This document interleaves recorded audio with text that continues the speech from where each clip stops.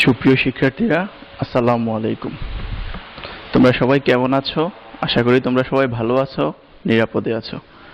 আমি আজকে তোমাদের সপ্তম শ্রেণীর বিজ্ঞান ক্লাসের নিম্ন শ্রেণীর জীব ও উদ্ভিদ ও প্রাণীর কোষীয় সংগঠন এই দুইটি অধ্যায় থেকে কয়েকটি প্রশ্ন আলোচনা করব।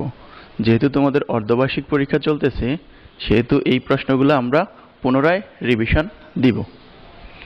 তাহলে আমাদের প্রথম অধ্যায়ের নাম নিম্ন শ্রেণীর জীব। নিম্ন শ্রেণীর জীবে প্রথমে যে প্রশ্নটি সেটি হলো অণুজীব কারা? অণুজীব জগৎকে কয়টি রাজ্যে ভাগ করা হয়েছে বর্ণনা করো। অণুজীব কারা? আমরা আমাদের চারপাশে অনেক জীব দেখতে পাই, কিন্তু এমন সব জীব আছে যাদেরকে আমরা কি খালি চোখে দেখতে পাই না। তাদেরকে দেখতে আমরা কি বিশেষ ধরনের যন্ত্র বা অণুবীক্ষণ যন্ত্র, ইলেকট্রন অণুবীক্ষণ যন্ত্র এইসব যন্ত্রের প্রয়োজন হয়। যেসব জীবদেরকে দেখতে অণুবীক্ষণ বা ইলেকট্রন অণুবীক্ষণ যন্ত্রের প্রয়োজন হয় তাদেরকে কি বলা হয়?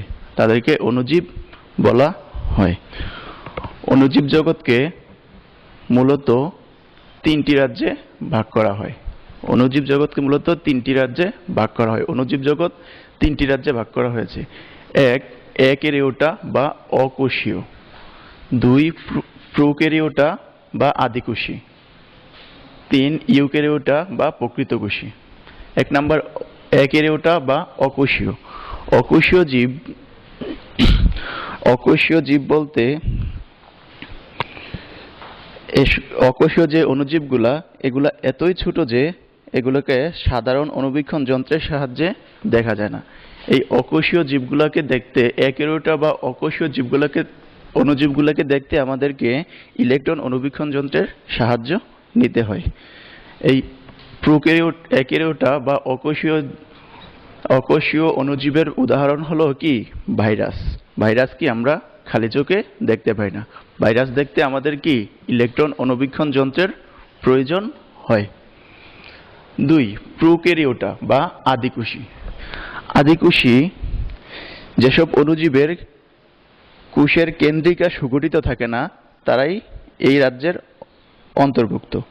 সুগঠিত কেন্দ্রিকা না থাকার কারণে এদের কোষকে আদিকোষ বলা হয়। প্রোক্যারিওটা বা আদিকোষী যে এই অণুজীবগুলা, তাদের কেন্দ্র কি সুগঠিত থাকে না, এজন্য কি এরা আদিকোষী। আদিকোষী বা প্রোক্যারিওটা রাজ্যের উদাহরণ হলো কি? ব্যাকটেরিয়া। তিন, রাজ্য তিন হলো ইউক্যারিওটা বা প্রকৃতকোষী। যেসব অণুজীব কোষের কেন্দ্রিকা সুগঠিত থাকে, একমাত্র ইউক্যারিওটা বা প্রকৃতকোষী রাজ্যের অণুজীবের কেন্দ্রিকা কি সুগঠিত থাকে। ইউক্যারিওটা বা প্রকৃতকোষী রাজ্যের উদাহরণ হলো শৈবাল, ছত্রাক, প্রোটোজোয়া ইত্যাদি। তাহলে অণুজীব জগৎকে মূলত তিনটি রাজ্যে ভাগ করা হয়। এক্যারিওটা বা অকোষীয় এর উদাহরণ হলো ভাইরাস। এক্যারিওটা বা অকোষীয় রাজ্যের অণুজীবের কোনো সুগঠিত কেন্দ্রিকা থাকে না। দুই নম্বর রাজ্য প্রোক্যারিওটা বা আদিকোষী। আদিকোষী অণুজীবের কেন্দ্রিকা সুগঠিত থাকে না। এর উদাহরণ হলো ব্যাকটেরিয়া। একমাত্র ইউক্যারিওটা বা প্রকৃতকোষী যে রাজ্য, সেই রাজ্যের অণুজীবের কেন্দ্রিকা সুগঠিত থাকে। এদের উদাহরণ হলো শৈবাল বা ছত্রাক। দ্বিতীয় প্রশ্ন, ভাইরাস ও ব্যাকটেরিয়া কি? ভাইরাস ও ব্যাকটেরিয়া গঠিত চারটি রোগের নাম লিখো। ভাইরাস একটি সরলতম জীব। ভাইরাস কি আমরা ইলেকট্রন অণুবীক্ষণ যন্ত্র ছাড়া ভাইরাসকে দেখতে পারি না। ভাইরাসের দেহে কোষপ্রাচীর, প্লাজমা লেমা, সুগঠিত নিউক্লিয়াস, সাইটোপ্লাজম এসব কিছুই থাকে না। তাই ভাইরাসের দেহকে কি অকোষীয় বলা হয়। ভাইরাস গঠিত হয় শুধুমাত্র আমিষ আবরণ ও নিউক্লিক অ্যাসিড দ্বারা গঠিত হয়। নিউক্লিক অ্যাসিড আবার দুই রকমের, একটি হলো ডিএনএ আর একটি হলো আরএনএ। এই ডিএনএ আরএনএ নিউক্লিক অ্যাসিড দ্বারা কি ভাইরাস গঠিত হয়। ভাইরাসের বাহিরে একটি সুগঠিত আমিষ আবরণ থাকে। ব্যাকটেরিয়া ভাইরাস দ্বারা সৃষ্টি চারটি রোগের নাম হলো ভাইরাস দ্বারা সৃষ্টি চারটি রোগের নাম হলো হাম, সর্দি, ইনফ্লুয়েঞ্জা, বসন্ত। ব্যাকটেরিয়া ব্যাকটেরিয়া হলো কি আদি নিউক্লিয়াসযুক্ত ব্যাকটেরিয়া আদি নিউক্লিয়াসযুক্ত অসবুজ এককোষী অণুবীক্ষণিক জীব। ব্যাকটেরিয়াকে কি অণুবীক্ষণ যন্ত্র দ্বারা দেখা যায়। ব্যাকটেরিয়ার আকৃতি অনুযায়ী আবার ব্যাকটেরিয়াকে চারটি ভাগে ভাগ করা যায়। এগুলো তোমরা অবশ্যই পড়েছো। চারটি ভাগ হলো কক্কাস, বেসিলাস, স্পাইরেলাম। ব্যাকটেরিয়া গঠিত চারটি রোগের নাম হলো নিউমোনিয়া, ধনুষ্টঙ্কার, রক্ত আমাশয়, টাইফয়েড। এগুলো হলো কি ব্যাকটেরিয়া গঠিত চারটি রোগের নাম। 3 নম্বর প্রশ্ন, ছত্রাক ও শৈবাল এর উপকারিতা ও অপকারিতা লিখো। আমরা কি জানি ছত্রাক ও শৈবাল আমাদের কি বিভিন্ন উপকারও করে এবং অপকারও করে থাকে। ছত্রাক কি পেনিসিলিন একটি ছত্রাক। ছত্রাক দ্বারা কি ইস্ট একটি, আমরা জানি কি পেনিসিলিন একটি ছত্রাক, ইস্ট একটি ছত্রাক।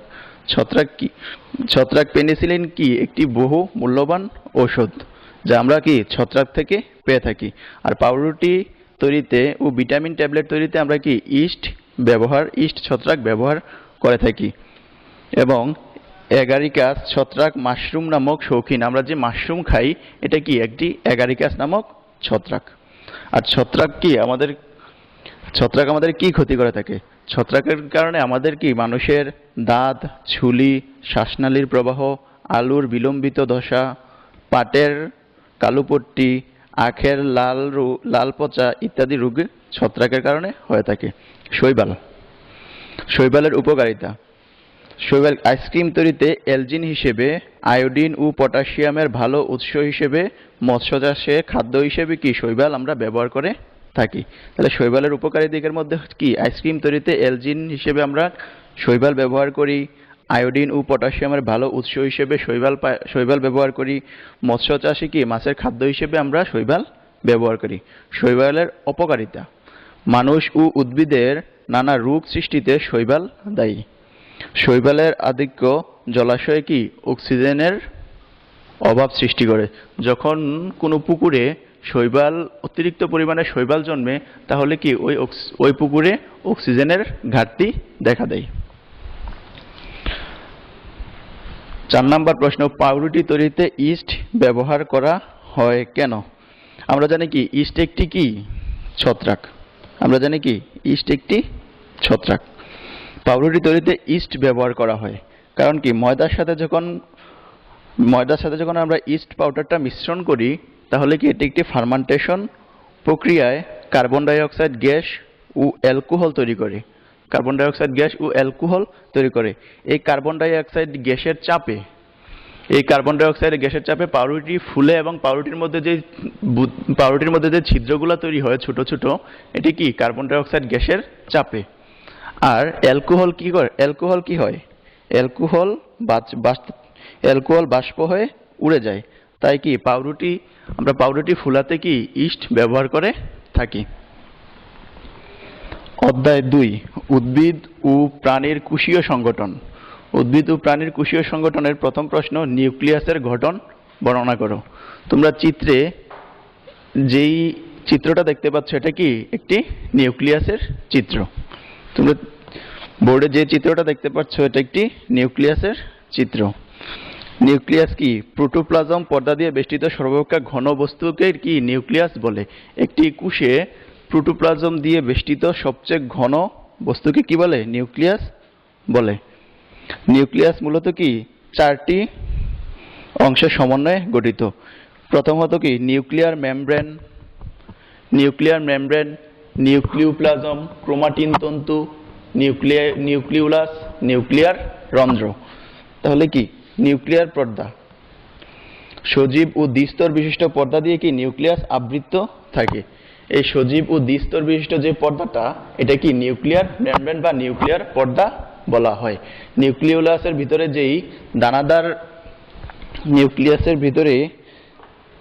নিউক্লিয়ার মেমব্রেন যে দানাদার স্বচ্ছ ও জেলির মতো অর্ধতরল পদার্থটি রয়েছে সেটিকে কি বলা হয় নিউক্লিওপ্লাজম। প্লাজম। আর নিউক্লিওলাস বলা হয় নিউক্লিয়াসের অভ্যন্তরে অবস্থিত ক্ষুদ্র গোলাকার উজ্জ্বল ও অপেক্ষাকৃত ঘন বস্তুটিকে বলা হয় নিউক্লিওলাস। এই যে সবচেয়ে ঘন বস্তুটিকে দেখতে পাচ্ছ, এটা কি? নিউক্লিওলাস। ক্রোমাটিন তন্তু। নিউক্লিওপ্লাজমে ভাসমান অবস্থায় পেঁচানো সুতার মতো যে জিনিসগুলো আমরা দেখতে পাচ্ছি, এগুলোকে বলা হয় কি? ক্রোমাটিন তন্তু।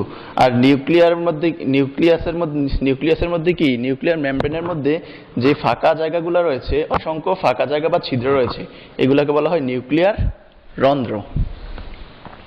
2 নম্বর প্রশ্ন, প্লাস্টিড কাকে বলে? এর প্রকারভেদ আলোচনা করো। প্লাস্টিড একটি কি? রঞ্জক পদার্থ। সজীব উদ্ভিদকোষের সাইটোপ্লাজমে বর্ণহীন অথবা বর্ণযুক্ত গোলাকার বা ডিম্বাকার অঙ্গাণুকে প্লাস্টিড বলা হয়। প্লাস্টিড সাধারণত কি? উদ্ভিদ কোষে থাকে, প্রাণী কোষে কোনো প্লাস্টিড থাকে না। প্লাস্টিডকে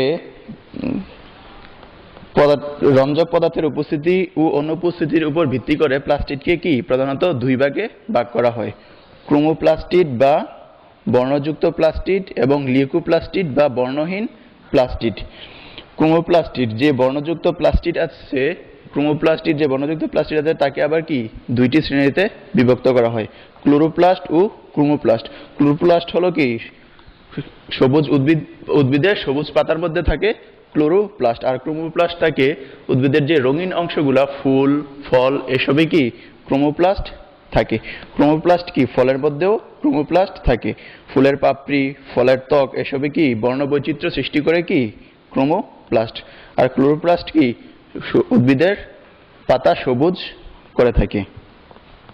আমরা যে টমেটোর যে লাল টকটকে রং দেখতে পাই, তার মধ্যে কি? ক্রোমোপ্লাস্টের লাইকোপেন নামক একটি রঞ্জক পদার্থ বিদ্যমান থাকে।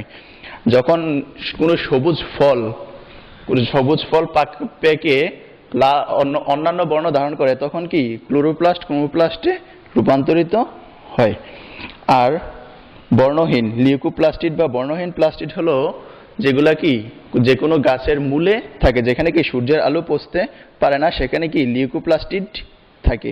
লিউকোপ্লাস্টিড কি? বর্ণহীন প্লাস্টিড। যেমন কি? যদি আমরা কোনো সবুজ কোনো ঘাসের উপরে ঘাস ঢেকে রাখি, তখন কি? এগুলা সবুজ থেকে আস্তে আস্তে সাদা হয়ে যাবে। তাহলে কি? এগুলা ক্লোরোপ্লাস্ট থেকে লিউকোপ্লাস্টে পরিণত হবে। প্লাস্টিডের কাজ